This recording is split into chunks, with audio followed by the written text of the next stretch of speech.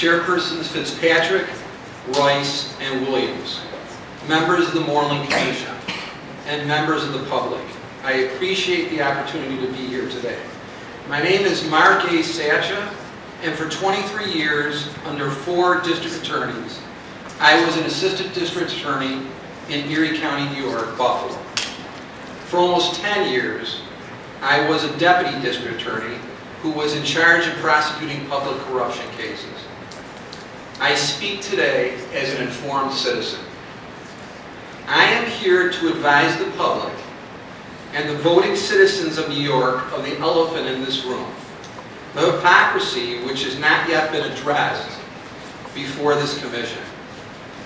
Election fraud and public corruption are not prosecuted properly, in my opinion, not because of a lack of laws in this state, but because of a lack of will.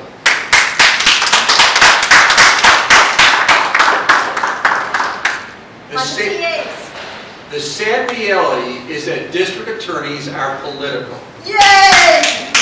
Right on! That's right. Many have horrible conflicts of interest. Yes, they do! Which affect their ability to act. In order to reach their position, they make alliances. They accept political money, and they cut political deals with other politicians. They reach their goals through these people.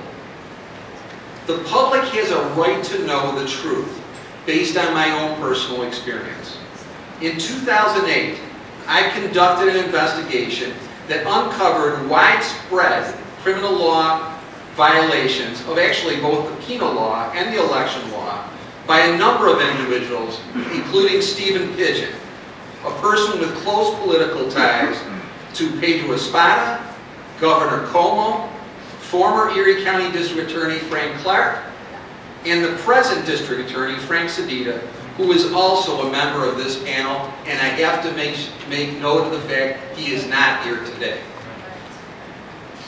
I personally handed Mr. Sedita a 53-page memo outlining my investigation back in 2008, which he asked for. And when I say widespread violations of the election law, I'm talking about conspiracies to exceed the spending finance limits, concealing donors, making false filings. I'll give this panel a specific example. Mr. Pidgeon appeared for one of the targets of the investigation as if he was the attorney. I was present at that meeting. During that meeting, he told us that there was no coordination between a supposed independent entity, committee, and the official committee. We later found out that the committee, that there was a meeting at Mr. Pidgeon's mother's house, and this was all by signed statements, in which it was arranged that cash would be given from a donor that had maxed out their contribution limit to pay for a telephone bank which was needed for the campaign.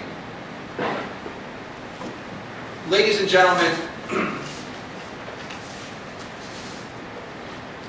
as a result of my attempt to do the right thing, to do my job as a prosecutor, and hold Mr. Pidgeon accountable, I was retaliated against by his friend, Frank Sedita.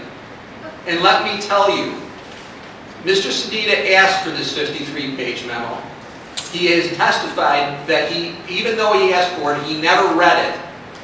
But he did have the time to meet with Mr. Pidgeon, which he has sworn to in a deposition. That he met with Mr. Pidgeon in order to get the endorsements that he needed to become the DA. Those are the kinds of conflicts that are inherent because we have DAs that are political.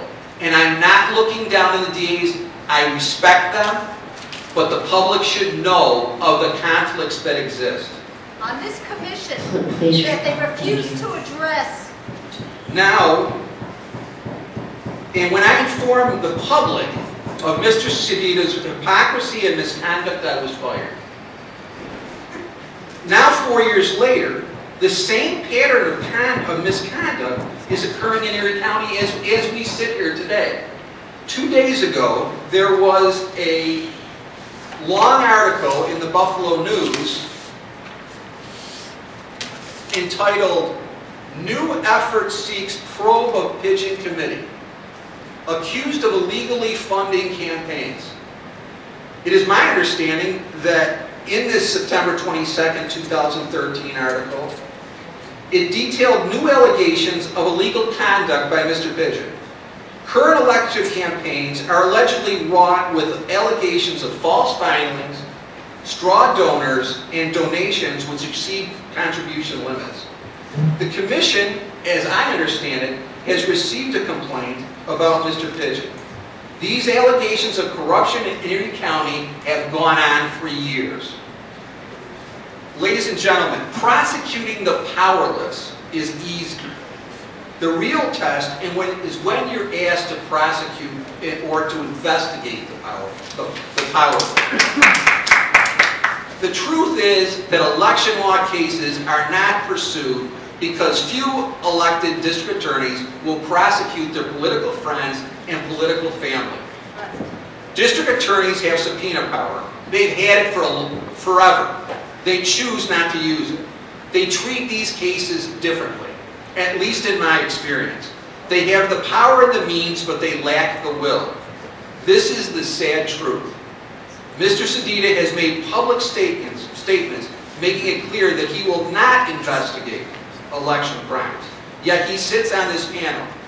In this article from 2 days ago, Mr. Sedita says, "I do not investigate murder cases, I do not investigate sex crimes, and I damn sure don't investigate election cases," yet he's on this panel.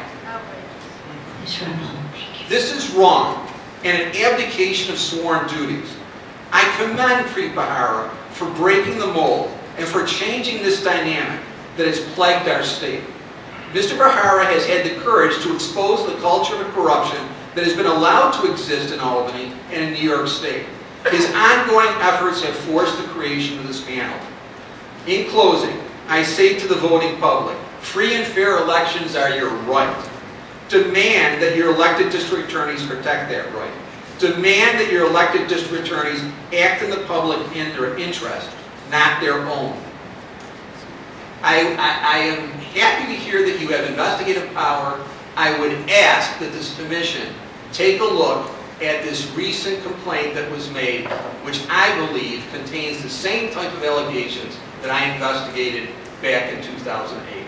With that, I thank the commission for letting me talk, and I hope that change is going to come. Thank you.